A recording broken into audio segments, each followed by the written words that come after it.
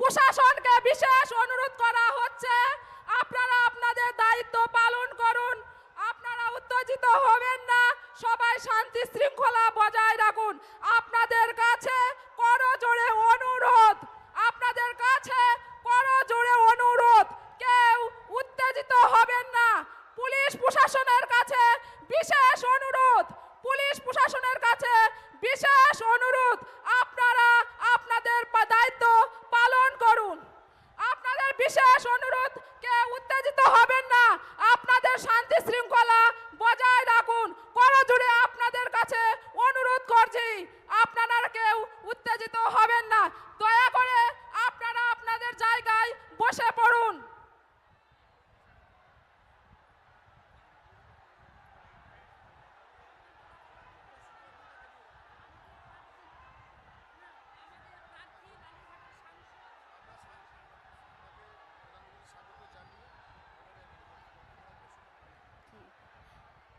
আমরা প্রধানমন্ত্রীকে স্বাগত জানালাম।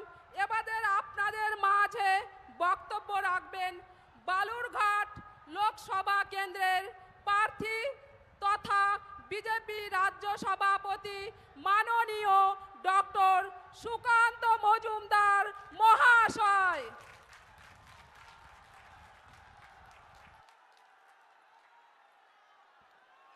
ভারত মাতা কি।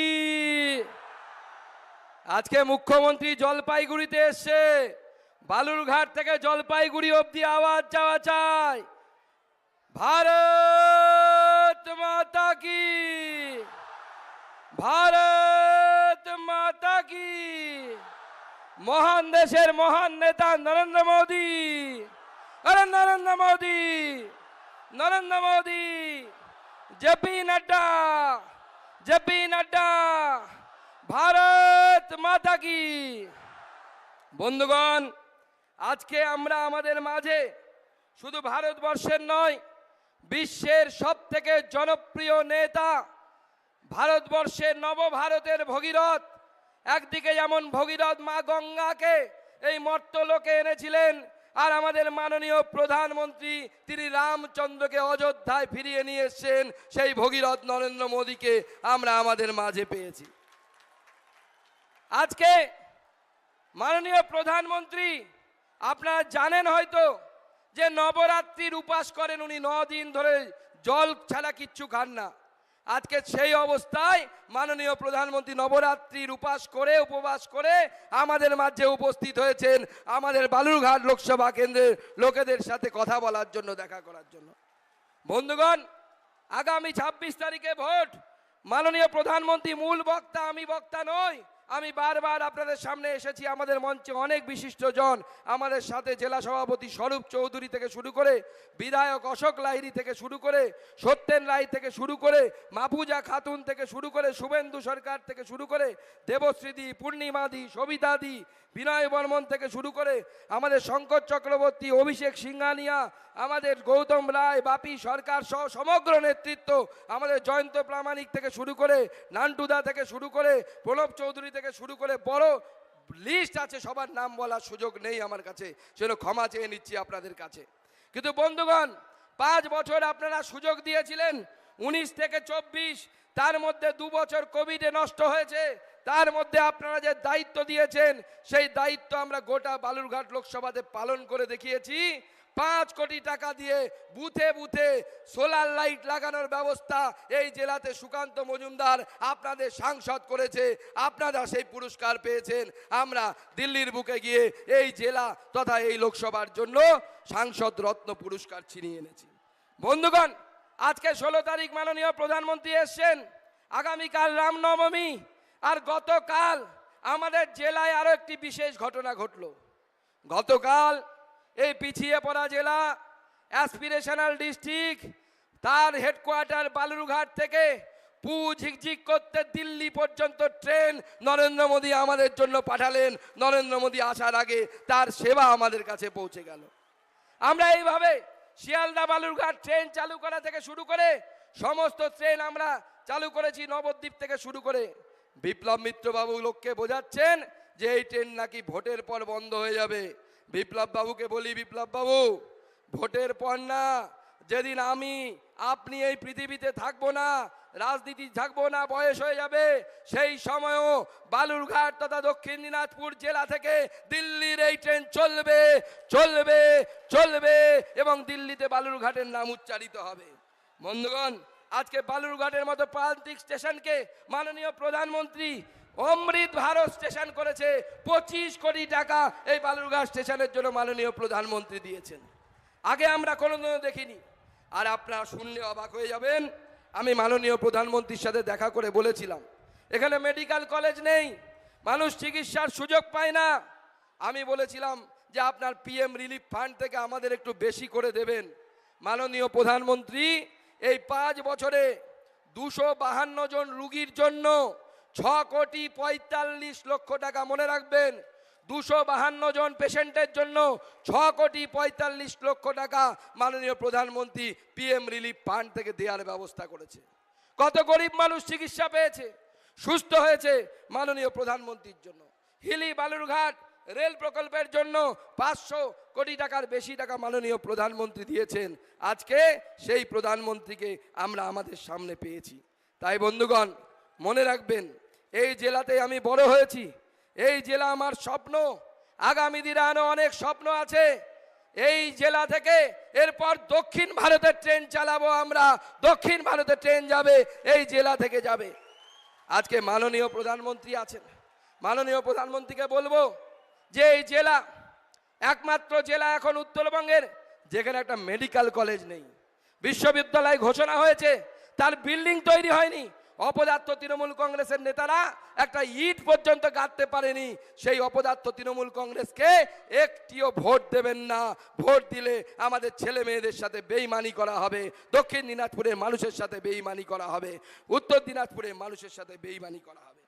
তাই আমি মাননীয় প্রধানমন্ত্রী বেশি সময় নেব না, সময় না নিয়ে শুধু বলবো যে এইখানে আমার জন্ম, বেড়ে ওঠা, প্রতি মুহূর্তে জীবনের শেষ নিঃশ্বাস পর্যন্ত এই জেলা তথা বালুরঘাট লোকসভার জন্য শেষ রক্তবিন্দু পর্যন্ত যদি লড়াই করতে হয়, এই জেলাকে দিল্লির বুকে চেনাতে হয়, সুকান্ত মজুমদার পিছপা হবে না, লড়াই নিয়ে সামনে এগিয়ে যাব। এই কথা বলে আপনাদের সকলকে প্রণাম, নমস্কার, বাংলা নববর্ষের শুভেচ্ছা জানাই এবং জানিয়ে মাননীয় প্রধানমন্ত্রী বিশ্বের 1 নম্বর নেতা, তাকে আহ্বান করছি তার বক্তব্য আমাদের সকলের সামনে রাখার জন্য। নরেন্দ্র মোদী জিন্দাবাদ, মোদি মোদি মোদি মোদি।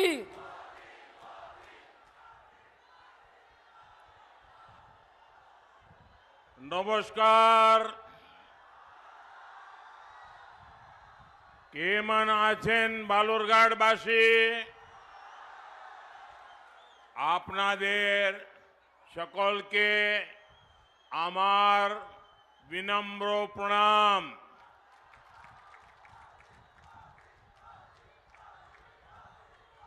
শ্রদ্ধা ও ভালোবাসা।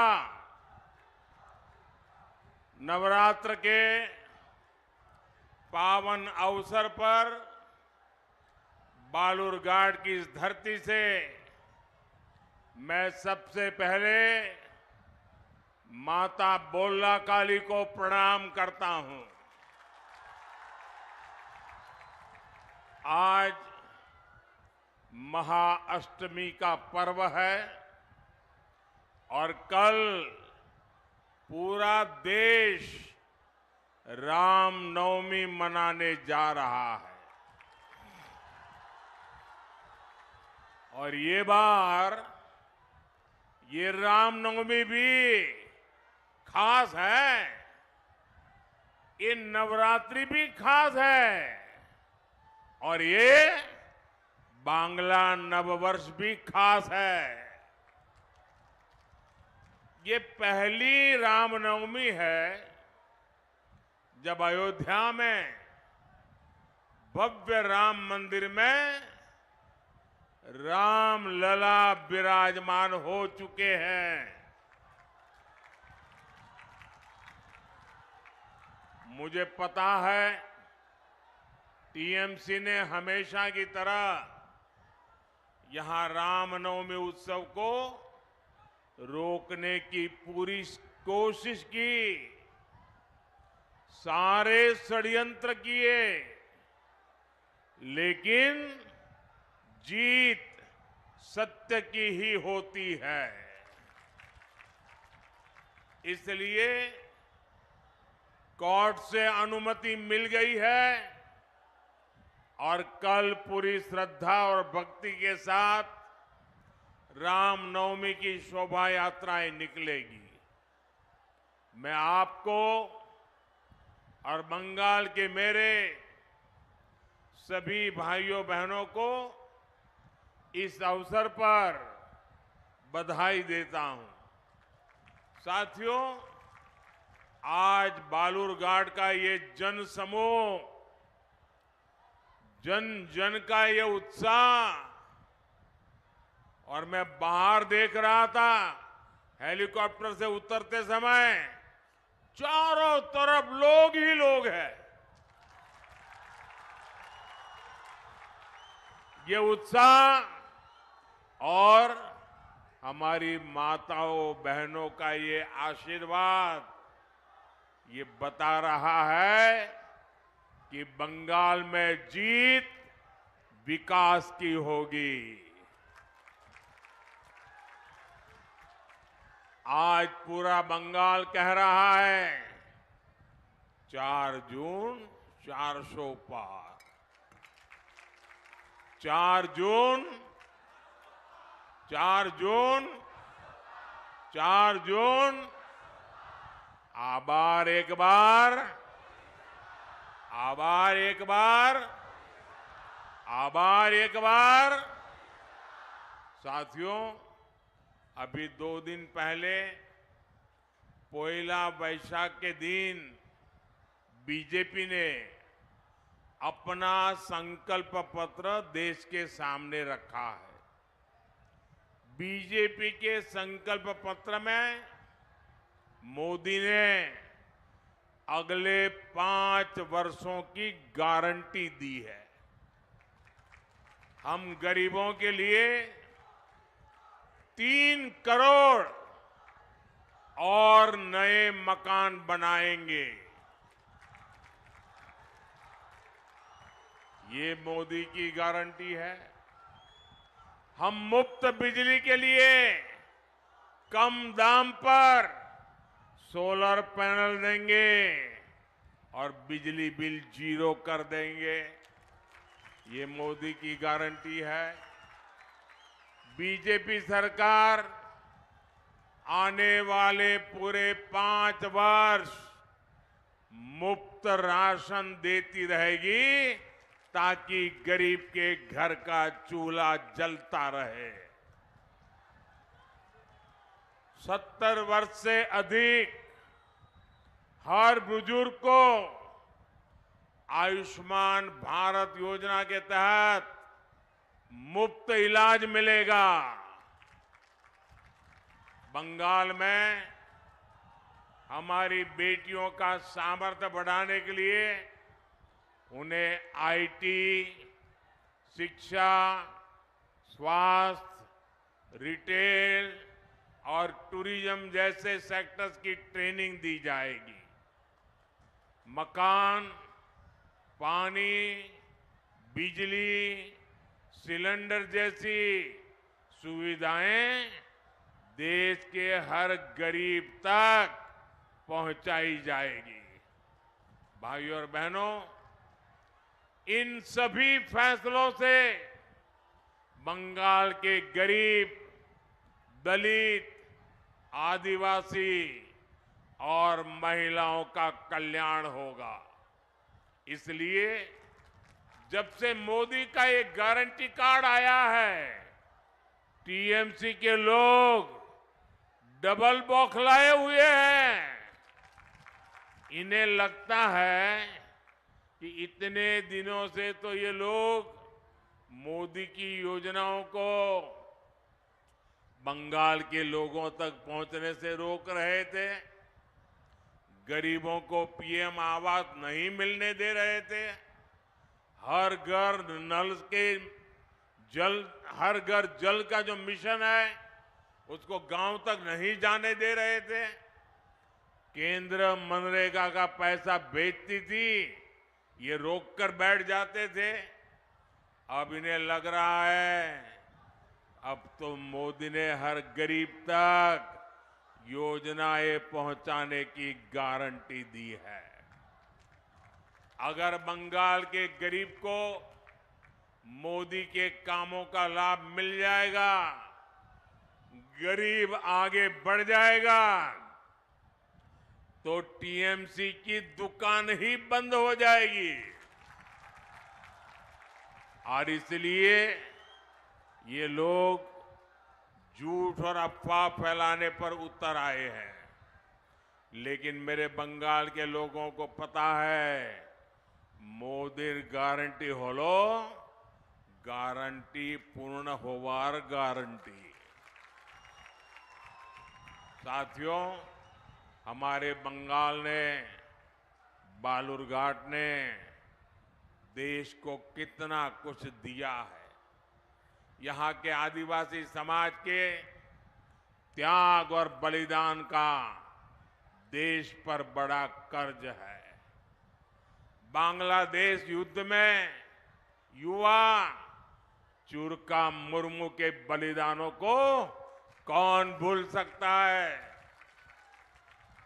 आज बीजेपी यहां आदिवासियों, दलितों के सम्मान के लिए लड़ रही है। ये बीजेपी सरकार ही है जिसने आदिवासी समाज के सम्मान में जनजातीय गौरव दिवस मनाने की शुरुआत की। हमारी सरकार ने बंगाल में आदिवासी बच्चों के लिए 8 नए एकलव्य आवासीय विद्यालय खोले हैं। और ये बीजेपी ही है जिसने द्रौपदी मुर्मू जी को देश को पहली महिला आदिवासी राष्ट्रपति बनाया है। दलितों के सम्मान के लिए भी बीजेपी बाबा साहब आम्बेडकर से जुड़े पंच तीर्थों का विकास कर रही है। लेकिन भाइयों बहनों, दूसरी ओर टीएमसी जैसी पार्टी है जो दलित, आदिवासी, महिलाओं को अपना बंधक बनाकर रखना चाहते हैं। इसी बालूरघाट में 3 आदिवासी महिलाओं ने बीजेपी को ज्वाइन किया था, तो टीएमसी के गुंडे वहां आ धमके थे। टीएमसी के लोगों ने उन महिलाओं को घुटनों के बल बैठाकर माफी मांगने को मजबूर किया। टीएमसी को लगता है कि दलित, आदिवासी, गरीब अपनी मर्जी से चलने के लिए आजाद नहीं है।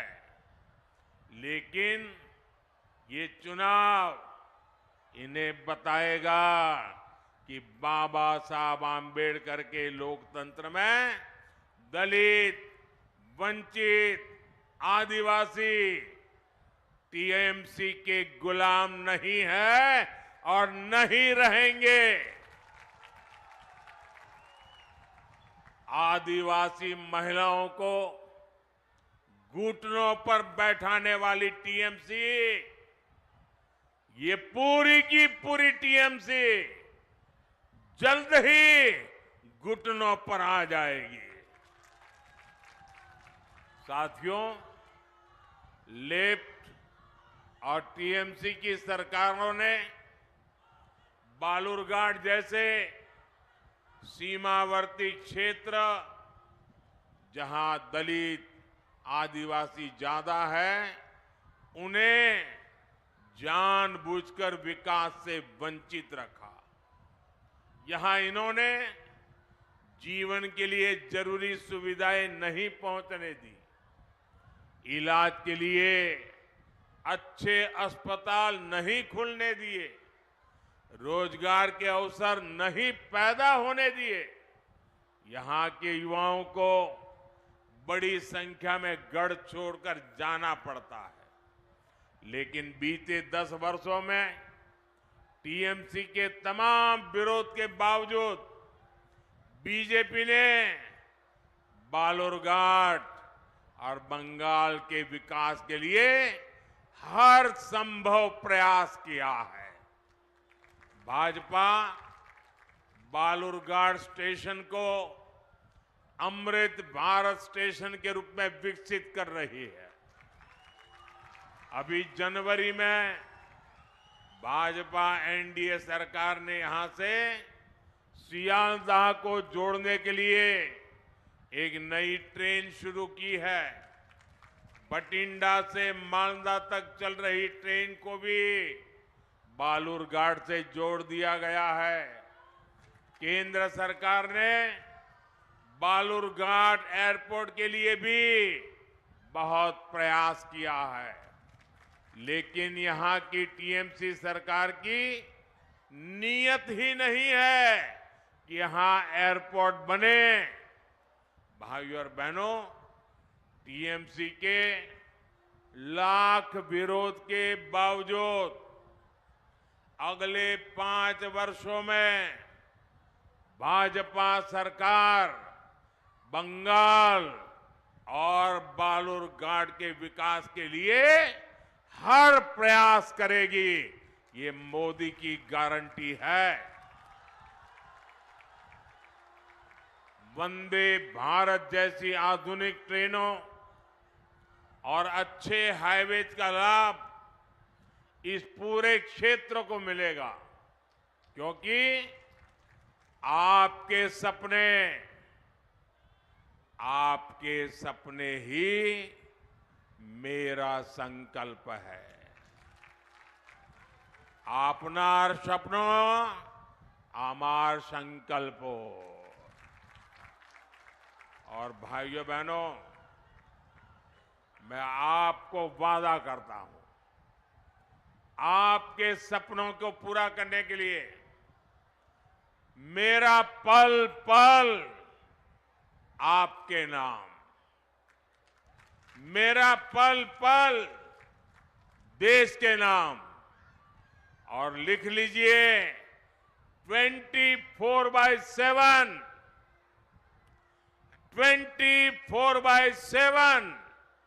फॉर 2047 ये मोदी आपके लिए है। साथियों, दिनाजपुर क्षेत्र के पिछड़ेपन का बड़ा कारण यहां के किसानों और कारीगरों की उपेक्षा भी है। गंगा रामपुर का हैंडलूम तांत, यहां के कलाकारों द्वारा बनाई गई लकड़ी की प्रतिमाओं की तारीफ हर जगह होती है। यहां के किसान तो जूट उगाते हैं, उससे देश की जरूरत पूरी होती है। इतने दशकों बाद ये भाजपा सरकार है जिसने जूट किसानों और कलाकारों की चिंता की है। भाजपा ने 18 पारंपरिक व्यवसायों जैसे कुम्हार, लोहार, टोकरी बनाने वाले, चटाई बनाने वाले, ऐसे कारीगरों और हस्तशिल्पियों के लिए पीएम विश्वकर्मा योजना शुरू की है। इस पर 13,000 करोड़ रुपए खर्च किए जा रहे हैं ताकि उनकी प्रतिभा को पहचान मिले, उनका काम बढ़े, उनकी आय बढ़े। हमारी ही सरकार ने बैम्बू को घास की श्रेणी में डाला था ताकि उससे आजीविका चलाने वाले लोगों को बैम्बू काटने में परेशानी न हो। जूट किसानों के लिए हमने पिछले 10 वर्षों में जूट की एमएसपी 2 गुने से ज्यादा बढ़ाई है। हमने चीनी, अनाज, ऐसी अनेकों चीजों की पैकेजिंग के लिए जूट का उपयोग बढ़ाया है, ताकि जूट की खपत बढ़े और मेरे जूट किसानों को लाभ हो। जूट किसानों के लिए हमने जूट आई केयर योजना भी शुरू की है, जिसका लाभ बंगाल के 3 लाख से ज्यादा किसानों को मिल रहा है। साथियों, बंगाल की टीएमसी सरकार तोलाबाजों, अपराधियों और भ्रष्टाचारियों का अड्डा बन गई है। बीजेपी कार्यकर्ता की यहां आए दिन हत्याएं होती हैं।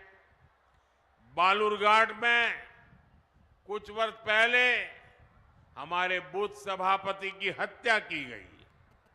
संदेश खाली में महिलाओं पर जो जुल्म हुए, शोषण की जो घटनाएं सामने आई, उनसे पूरा देश दहल गया है।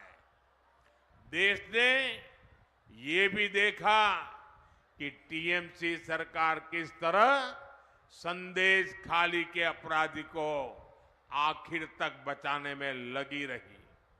साथियों, टीएमसी बंगाल में भ्रष्टाचार का भी खुला खेल खेल रही है। सरकारी ठेके टीएमसी के गुंडों का बिजनेस बन गए हैं। यहां तक कि प्राइमरी शिक्षकों की भर्ती तक में घोटाले हो रहे हैं। सरकार में मंत्रियों के ठिकानों पर रेड होती है तो करोड़ों रुपया कैश बरामद होता है। एजेंसियां जब भ्रष्टाचारियों पर कार्रवाई के लिए जाती हैं तो उन पर हमले करवाए जाते हैं। भाइयों और बहनों, टीएमसी ने एक तरह से बंगाल को अवैध घुसपैठियों और अपराधियों को लीज पर दे दिया है। इसलिए बंगाल सरकार घुसपैठियों को संरक्षण देती है और कानूनी शरणार्थियों को नागरिकता देने वाले सीएए कानून का विरोध करती है। आपको इनकी अफवाहों में नहीं आना है। ये अपने भ्रष्टाचार और अपराधों को छिपाने के लिए झूठ का सहारा ले रहे हैं। टीएमसी को इनके पापों की सजा कमल का बटन दबाकर देनी है। साथियों, आने वाली 26 अप्रैल को बंगाल के भविष्य के लिए बड़ा अवसर है। बालूरघाट से आपके सांसद और बीजेपी प्रत्याशी भाई सुकांत मजमूदार जी ने पिछले 5 वर्षों में यहां के विकास के लिए दिन रात मेहनत की है। आपको इस बार इन्हें रिकॉर्ड वोटों से जीतवाना है।